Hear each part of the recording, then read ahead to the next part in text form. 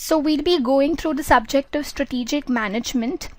Now, on the whole, this is a very interesting subject because be it any business, be it an operational business, be it a manufacturing business, be it services, in order to compete in the market segment, it's extremely important to have a strategy in place.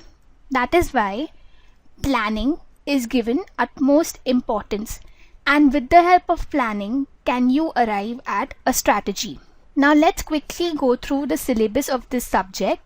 So chapter number 1 would be a basic introduction to strategic management.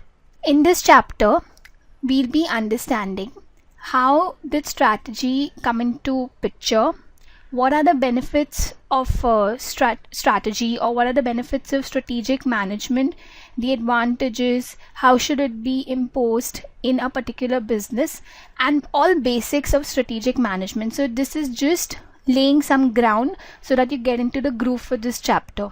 Chapter number 2 is the entire process of crafting a strategy. From step number 1 to step number 4, how do you go about making a strategy? So it gives you a step-by-step review of what happens at every stage. Chapter number 3 is your business strategy.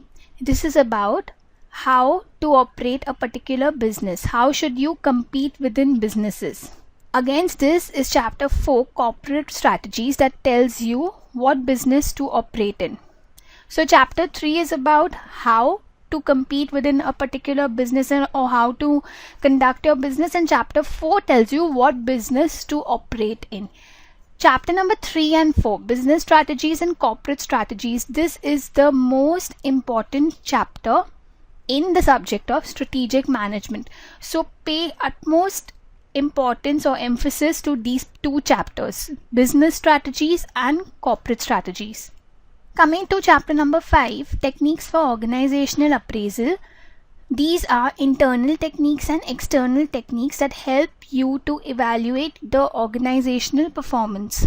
The next chapter is scanning external environment. Chapter number 6. This helps you to conduct an environmental appraisal or scan that tells you about what kind of strategies should you come up with. We'll be learning more as and when we get into these chapters. Coming to chapter number 7, Mckenzie 7S framework. This consists of hard elements and soft elements. So there are certain elements which are considered by Mckenzie as hard, which are 3 S's, and there are 4 S's that are considered as soft elements. Together they impact the strategy of an organization. So 3 plus 4 gives you 7, and that is the framework proposed by Mckenzie that should be taken into consideration when an organization is conducting its business. Chapter number 8 is Mintzberg's 5 P's of strategic management. With every P, be it a planning P or a pattern P or a ploy P, there are many P's like this. So Mintzberg proposes P's which are useful for strategic managers. These P's should be given importance and they should be given due consideration in this subject. Chapter 9 deals with strategic change management.